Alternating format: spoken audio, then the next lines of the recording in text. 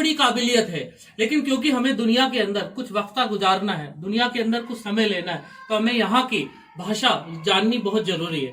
इसी के तौर पर मैं जो है वो ये एक बहुत बड़ी शुरुआत है। मैं बिलाल मस्जिद के अंदर सीलमपुर के अंदर हूँ। यहाँ के बड़े बड़े जिम्मेदार शख्सियतों ने बड़ा इस्तकबाल करा उन लोगों का, और बड़ी कोशिशों के साथ, इनकी बड़ी मेहनतों के साथ जो है दुनियावी तालीम को दीनी मदरसों से जोड़ने की इनकी बड़ी कोशिश रही है। हम ऐसे शख्सियतों को सलाम करते हैं। मैं आपसे आज मिलवाता हूँ हमारे मस्जिद कमेटी के नायब। मैं फरिश्ते टीम का बहुत शुक्रगुजार हूँ। ये अब से तकरीबन 3-4 माह पहले आए थे, और आने के बाद में इन्होंने कहा कि भाई हम बच्चों के लिए हाफजे वाले हैं, उनको तालीम देने के लिए आए हैं, और जो बच्चे वैसे हैं उनको हिंदी, उर्दू, अंग्रेजी तालीम, जो दुनियावी तालीम है उनको देने के लिए आए हैं, और दी है इन्होंने। और मैंने ये देखा है कि पिछले 4 महीनों में बच्चों ने जो इन्होंने तालीम दी है उसमें बहुत ग्रोथ की है। तो मैं इनसे उम्मीद यही रखता हूँ कि अल्लाह ताला इनके काम को जज़ाए खैर दे। कहना चाहता हूँ कि उन बच्चों को और उन बच्चियों को कुरान पाक तर्जुमे का लाकर दो, जिससे वो बच्चे कलाम पाक को तर्जुमा पढ़े, और कलाम पाक का तर्जुमा करने के बाद में फिर वो ये पता लगाए कि हमारा इस्लाम, हमारा ईमान, हमारा अल्लाह हमसे क्या कहता है। जो हमारा अल्लाह कहता है, हमें कलाम पाक पर जब हमारे बच्चे चलेंगे तो मैं कसम खा के कहता हूँ उस पाक परवरदिगार की कि हमारा बच्चा गलत हो ही नहीं। आसमानी किताब को अपने अंदर सीनों में वो महफूज रखते हैं। क्या क्वालिटी होती है उनके अंदर, मैं ये चाहूंगा। अस्सलाम वालेकुम रहमतुल्लाह। मैं शम्स तबरेज़ कासमी, इमाम बिलाल मस्जिद, गली नंबर 4, सीलमपुर ओल्ड। जो बच्चे दीनी तालीम हासिल करते हैं तो शुरुआत उनकी नाज़रा कुरान करीम से होती है, और उसके बाद में जो दूसरा कोर्स होता है उनका वो हिफ्ज़ कुरान करीम का होता है।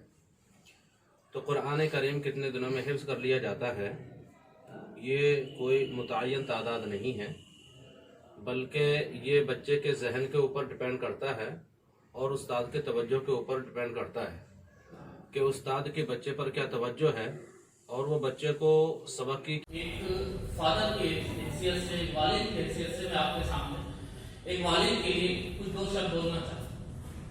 हम चाहे अमीर हो या गरीब हो, हम सबों की एक बड़ी परेशानी, बड़ी कशमकश रहती है। वो ये है कि हमारे बच्चों के मुस्तकबिल को लेकर, हमारे बच्चों के भविष्य को लेकर हम बड़े फिक्रमंद होते हैं।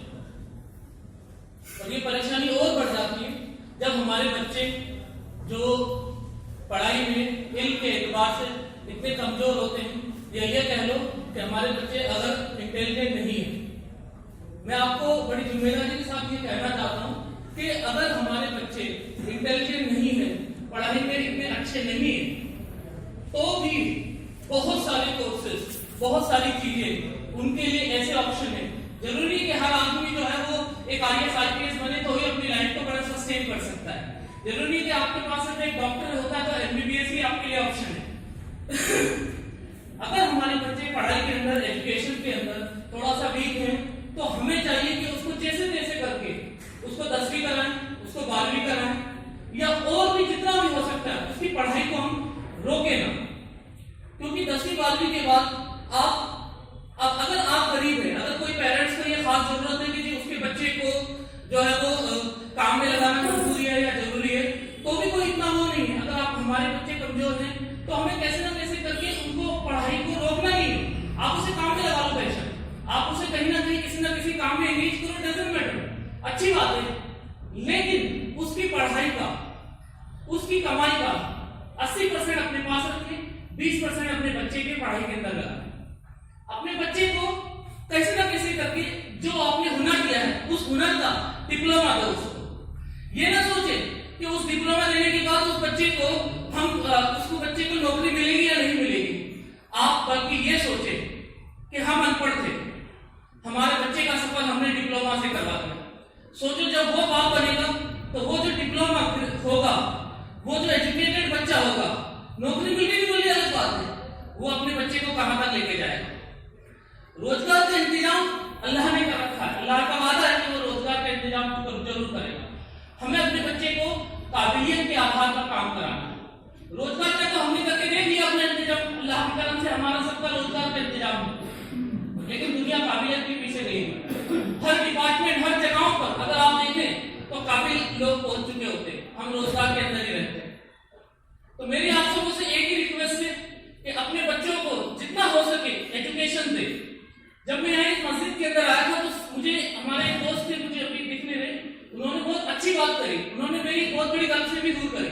हम जैसे पढ़े लिखों की जो एक गलतफहमी होती है कि दुनिया में पढ़ाई बहुत बड़ी बात है।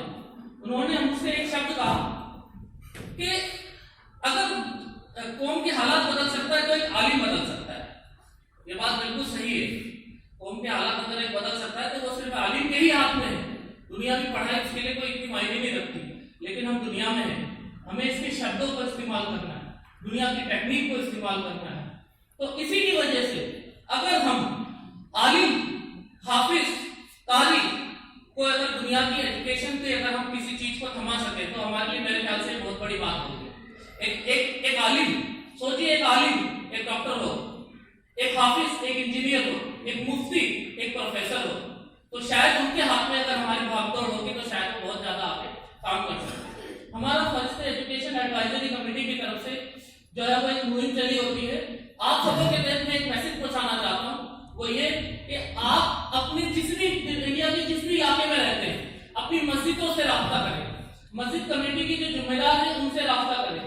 हम उनको वहीं के किसी लोकल टीचर्स को हायर करेंगे, उसका खर्चा हम उठाएंगे, वहां पे टीचर्स के से हम बात करेंगे, उनको एजुकेशन से ट्रेन करेंगे और वहीं से ही वहां के जो मदरसे जो बच्चे पढ़ रहे हैं, हमारा जो मेन मुहिम है वो है दुनिया की तालीम और दीनी तालीम को एक जगह प्लेटफॉर्म पे लाके खड़ा